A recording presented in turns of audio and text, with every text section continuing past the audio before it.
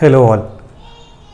Welcome to this week's edition of Book Review and Summary. This week we are going to look at a book by the title Shoe Dog by Philip Knight. The book is Philip Knight's version of how Nike was built. As you all know, Philip Knight was one of the co-creators of Nike in the 70s. This book is all about how he and his coach Bill Bowerman struggled to keep the company afloat during the tough times that they faced and built a revolutionary shoe company in that period. The book is a very engaging book. While it is very voluminous, it keeps you engaged throughout the book. The fact that you are reading about one of the startups of that era makes it all the more interesting. Every chapter you would see Philip Knight and his team of people trying to fight some kind of struggle, be it with the cash reserves or with the federal government or with the manufacturing, etc. And the book talks about how the team solves all these problems and comes up successfully at the end of it. The important point that I learned from this book was that I never realized that Nike and Philip Knight had so much association with Japan as a country. The first half of Nike's journey as a company is powered by either by Japanese manufacturing or by Japanese funds. You unearth a lot of such interesting facts as you go through this book.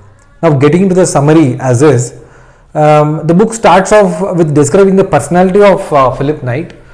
While he's not a rebel as such, he is not a person also who is very keen on working on a 9 to 5 job. He thinks of a very crazy idea at a very early age of bringing about a shoe revolution in the US by importing it from Japan. Why Japan? At that era, Japan was revolutionizing a lot of other such industries by importing a lot of goods from the country. Now, Philip Knight thought he could do something similar for the shoe industry as well. Now, to do this, he comes up with this idea of moving across the whole world, roaming around the whole globe, and then go to Japan as well, and then figure out how to set up this company. Now, imagine going on a world trip when air travel was not so prevalent in that era. Philip Knight did that. He goes into Japan, and in an unknown country with unknown culture and language, he finds a company who sign up with him without even knowing the kind of background he has. Of course, at that point in time, he did not have a company, so he comes up with a random name and tells them that there is a company which exists, which tries to sell shoes, and he signs up a contract with them. Now, the Japanese company is manufacturing shoes in the name of a brand Tiger, and he gives a sample order to them, and he moves on with his trip across the country, across the globe.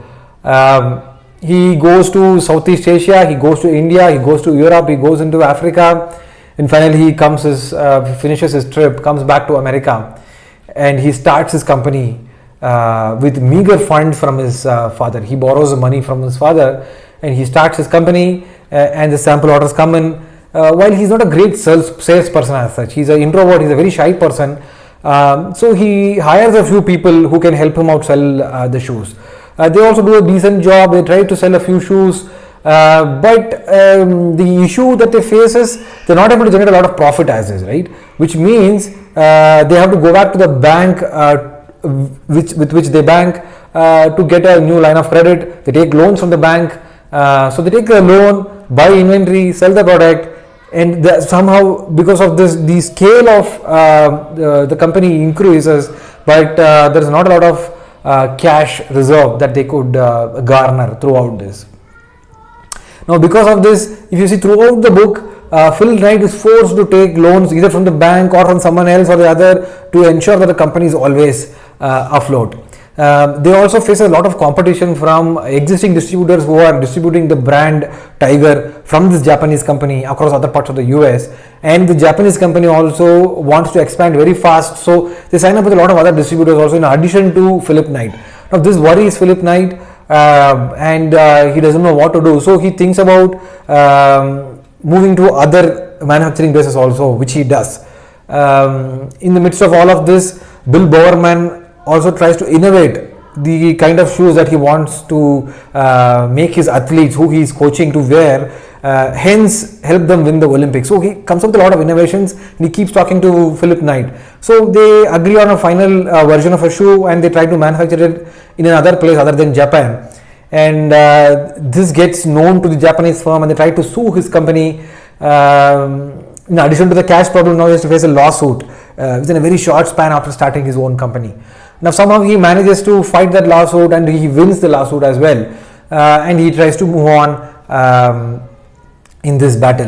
In order to avoid the credit problem, what Philip Knight does is he approaches a trading company which has its base in the US, which funds such kind of growing companies which have a great potential. The company's name is Nissho. It's a Japanese company again, and rather than taking loans from the bank, who have stopped to give him loans, any more loans, Philip Knight approaches one such company and starts taking funds from them. Now in between all of this, Philip Knight realizes that the quality of the produce that is coming from Japan or his new manufacturing base is not helping him very much. So he tries to set up his own factory within the United States. He takes up a very broken up factory, and he builds it from scratch to create his own version of the shoes. He also signs up with a lot of athletes, emerging tennis players to sponsor his brand, who also are very happy to do that. At that point in time, there are not a lot of people who do this, and they're very happy to do this for a nominal price, of course, which helps them boost the image of the brand, and they're able to sell more of the shoes as well. And which means that throughout this struggles that he's facing, there is not a lot of times where the sales of Nike is dwindling. It is always on the upside, which is the important thing that keeps him motivated throughout all of this. They are also very much into innovation. They ensured that there is a new version of the shoe that keeps coming out in a very short span of time. They also did this Nike Air or Air Jordan, if you remember, which has air bubbles in the sole, which can help you jump higher because of this cushion that is there. Now another problem comes up when things look rosy, which is basically the competitors have gone behind their back to the customs, and the customs levies a penalty of around $25 million on Nike for some purchases that they did in the past.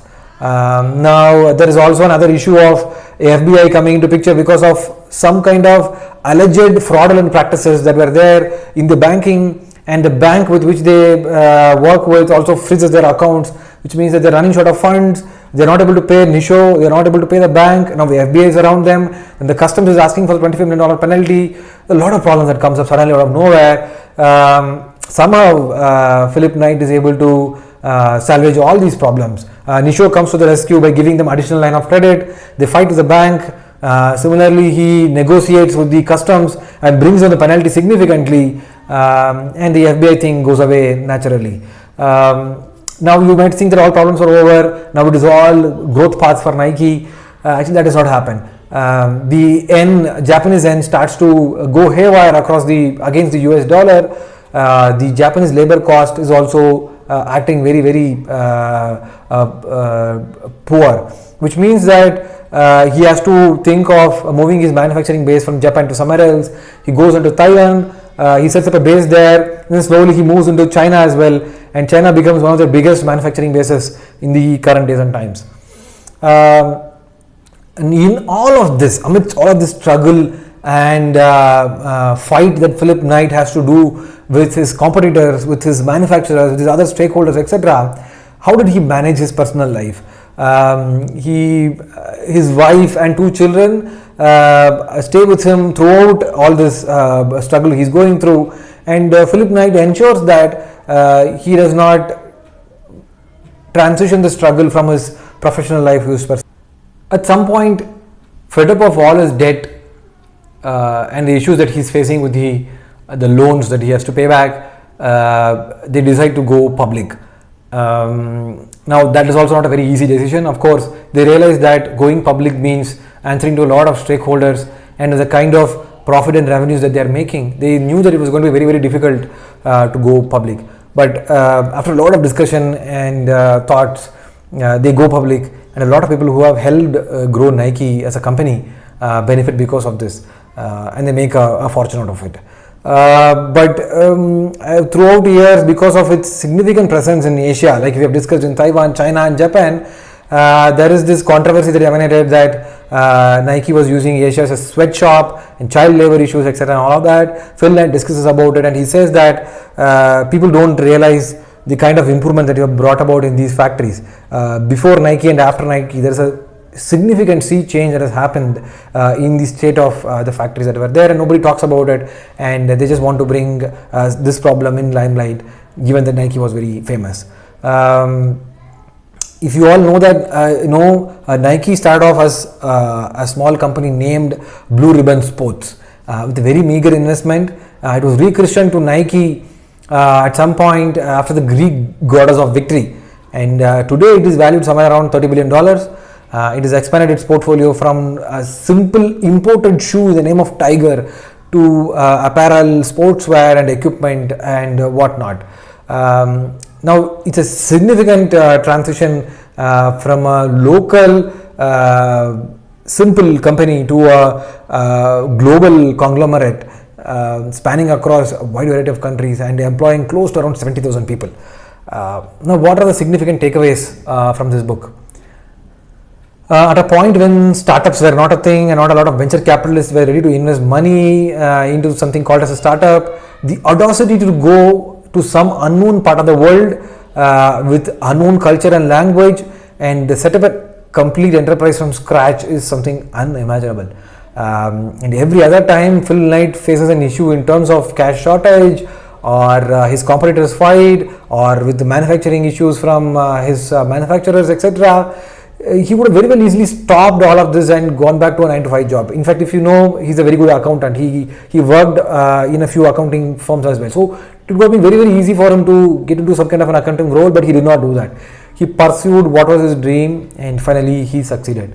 He continues to say throughout the book that he always tried to read bedtime stories to his children, right, both his sons. He makes them part of the stories and he makes it fun for them to listen to. His point is, while he's not able to spend a lot of time with his family and kids, this is something that he could do to his kids to make them happy and thereby ensure that he becomes a part of the family most times. Interesting tidbit, why is title called as Shoe Dog? What does the shoe dog mean? Phil Knight explains that as well. A shoe dog is a person who's an expert in footwear. He is dedicated to designing and fabricating shoes for life.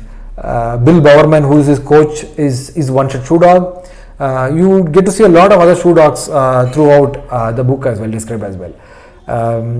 By this we come to the end of the summary and review for this week. I hope you enjoyed the review and summary. We will continue to catch up over a lot of other books in the next coming weeks. Thank you for watching the video.